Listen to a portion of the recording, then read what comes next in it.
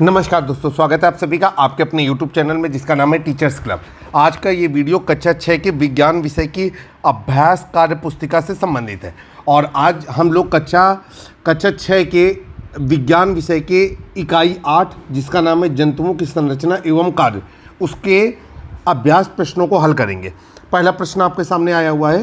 कहा जा रहा है आपसे कि निम्नलिखित प्रश्नों के सही विकल्प छांटिए। और यहाँ पर कह रहा है आपसे कि अंता कंकाल बना होता है बालों का, त्वचा से, सींग से या अस्थियों और उपास्थियों से। आप सभी लोग जानते हैं कि जो मानव शरीर या किसी भी जंतु के शरीर का अंता कंकाल है यह अस्थियों और उपास्थियों से बना होता है, तो चौथा विकल्प सही रहेगा। इसके बाद ख नंबर आया है, करें मनुष्य के गुर्दे का भार कितना होता है। तो आप सभी लोगों को मालूम होना चाहिए कि जो मनुष्य के गुर्दे का भार है वो लगभग 125 ग्राम होता है, तो पहला विकल्प सही रहेगा। इसके बाद आगे चलेंगे, ब्रेल पद्धति क्या है। तो आप सभी लोग जानते हैं कि जितने भी व्यक्ति आँखों से देख पाने में सक्षम नहीं होते उनको पढ़ाने के लिए ब्रेल पद्धति का इस्तेमाल किया जाता है।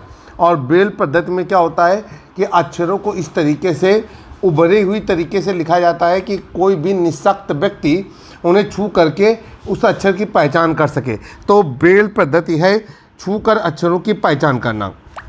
इसके बाद आगे चलेंगे, अगला है सूक्ष्मदर्शी द्वारा क्या देखे जाते हैं।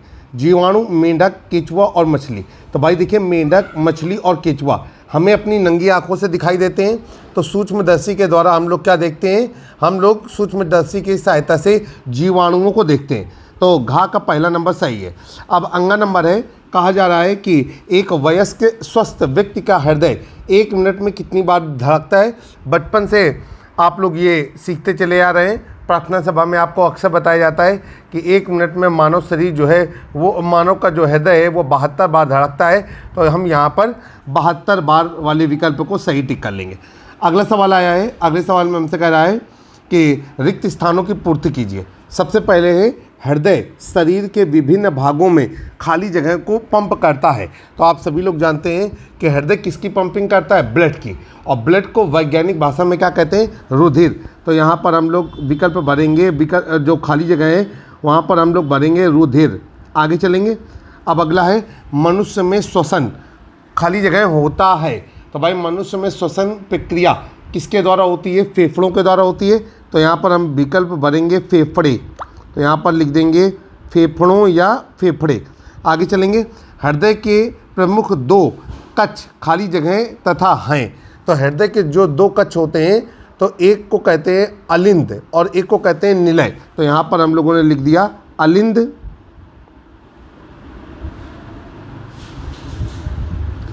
और दूसरा आया आपका निलय। अगला प्रश्न देखेंगे। अगला प्रश्न है, वातावरण में होने वाले परिवर्तनों का अनुभव हमें खाली जगह द्वारा होता है। तो वातावरण में जो हमें वातावरण में जो भी परिवर्तन होते हैं उनका अनुभव हमें किसके माध्यम से होता है, ज्ञानेंद्रियों के द्वारा होता है। तो यहाँ पर हम खाली जगह पे लिखेंगे ज्ञानेंद्रियाँ।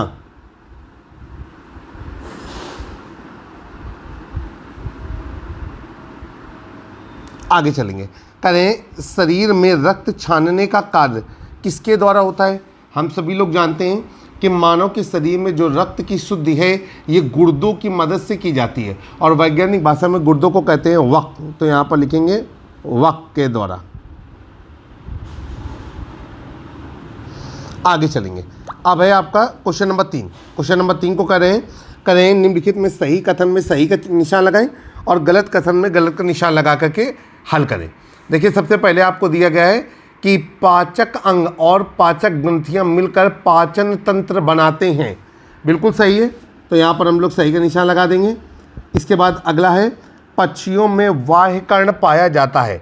आपने देखा है क्या कि जो हमारे पक्षी हैं इनमें बाह्य कर्ण मतलब मनुष्य आदमियों की तरह बाहर की तरफ कान पाए जाते हैं, नहीं पाए जाते। तो ये कथन क्या है, गलत। तो हम गलत का निशान लगा देंगे। अब है, अमीबा कूटपाद की सहायता से वो गमन करता है। बिल्कुल सही है, अमीबा का जो गमन है वो कूटपादों की मदद से होता है और कथन भी यही कह रहा है, तो यहाँ पर सही के निशान लगाएंगे। अगला है, शरीर के विभिन्न अंगों से शुद्ध रक्त हृदय में आता है। शरीर के विभिन्न अंगों से शुद्ध रक्त हृदय में आता है। तो आपको क्या लगता है, ये बात गलत है। ठीक है, तो यहाँ पर हम लोग जो है इसे क्या कर देंगे, गलत कर देंगे, क्योंकि जो हमारे हृदय होता है यही ब्लड की क्या करता है, पंपिंग करता है। आगे चलेंगे, हृदय से जो पंपिंग होकर के ब्लड निकलता है वो शुद्ध रक्त पूरे शरीर में घूमता है। अगला है, मनुष्य में खोपड़ी वाह्य कंकाल है। बिल्कुल गलत है, खोपड़ी जो है वाह्य कंकाल नहीं है, ये अंतः कंकाल है। तो ये वाला भी जो है विकल्प गलत, ये वाला भी जो कथन है वो गलत है, तो हम यहाँ पर गलत का निशान लगा देंगे। अब क्वेश्चन नंबर 4 आ गया है, सभी बच्चे और अध्यापक जो भी अभ्यास कार्य पुस्तिका की पुस्तकें प्राप्त किए हुए हैं उन सभी से अनुरोध है कि महानिदेशक स्कूल शिक्षा श्रीमती कंचन वर्मा जी का एक पत्र के माध्यम से सभी अध्यापकों को निर्देश है कि आप सभी लोग अभ्यास कार्य पुस्तिकाओं को समय समय पर पूर्ण कराते रहें। क्वेश्चन नंबर 4 में क्या कह रहा है, स्तंभ का स्तंभ खा के साथ मिलान कीजिए। आइए भाई स्तंभ का स्तंभ खा से मिलान करते हैं। कैसे क्या मिलान करना है जरा देखते हैं।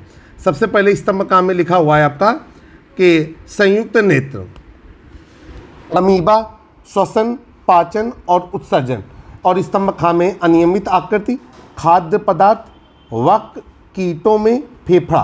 तो जो भी उचित मिलान है आप उसका उचित मिलान कर देंगे। चले भाई, अब देखिए संयुक्त नेत्र किस में पाया जाता है। आप सभी लोग जानते हैं कि जो कीट होते हैं इनमें संयुक्त नेत्र पाए जाते हैं, तो संयुक्त नेत्र को किससे मिला देंगे, कीटों से मिला देंगे। आइए आगे चलते हैं। इसके बाद अमीबा की जो आकृति होती है ये अनियमित होती है, तो अमीबा को अनियमित आकृति से मिला देंगे।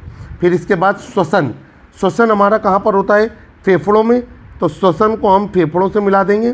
फिर आगे चलेंगे, अगला है पाचन भाई किसका होता है, तो पाचन हमारा खाद्य पदार्थों का होता है, तो पाचन को हम खाद्य पदार्थ से मिला देंगे।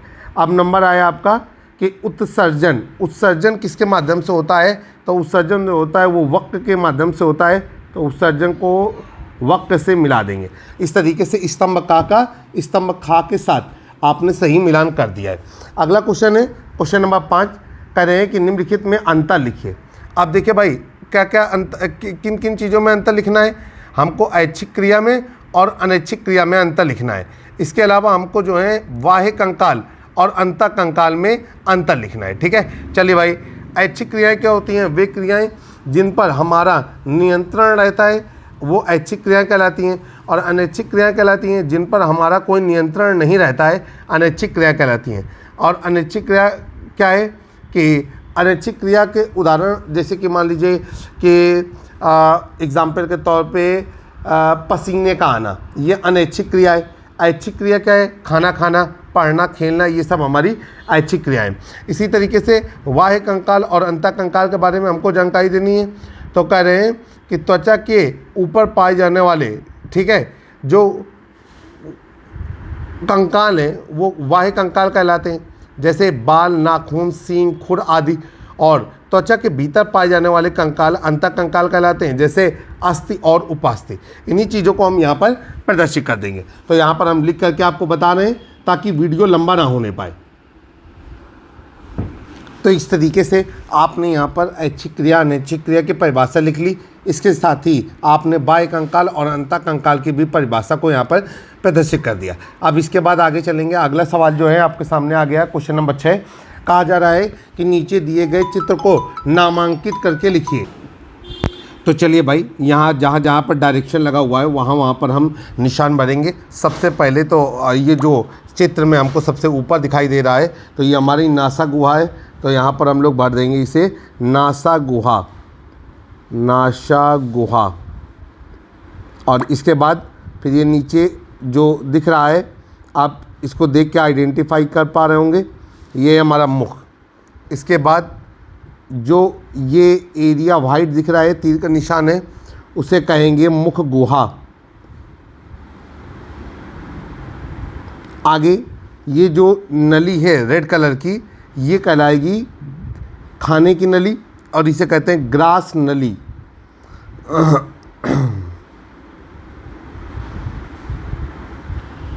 फिर आगे चलेंगे। अब जो हिस्सा आपको दिख रहा है ये कहलाएगा यकृत।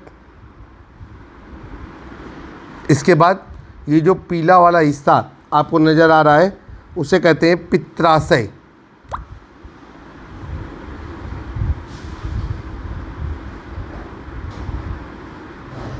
इसके बाद आगे चलेंगे।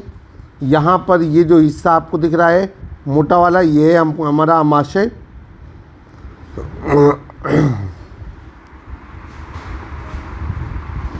यहाँ पर ये आपका है कोलन।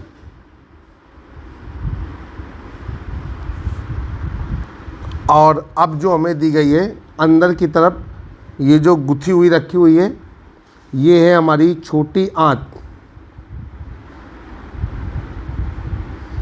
इसके बाद ये है बड़ी आंत।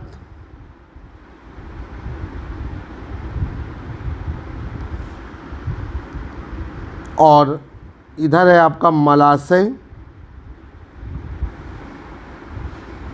और सबसे लास्ट में आपको मिला गुदा।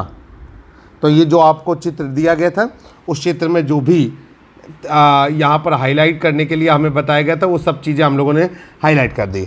एक और चित्र दिया गया है क्वेश्चन नंबर 7 में, कहा जा रहा है इसे भी आप नामांकित कीजिए। चलिए भाई, तो देखिए ये क्या है हमारा, ये है बायां आलिंद।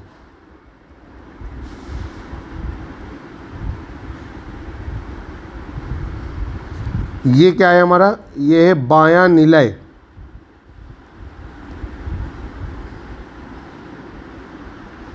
नीचे ये मोटी वाली क्या है, इसे कहते हैं महाधमनी।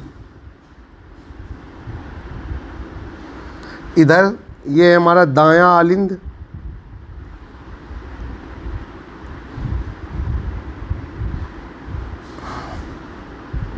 ये है आपका दायां निलय।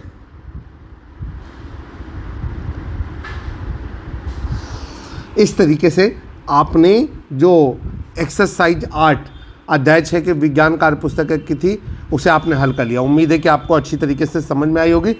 जल्द ही एक नए वीडियो में फिर से हाजिर होंगे। तब तक जुड़े रहें आप अपने YouTube चैनल से, जिसका नाम है टीचर्स क्लब। जय हिंद, जय भारत।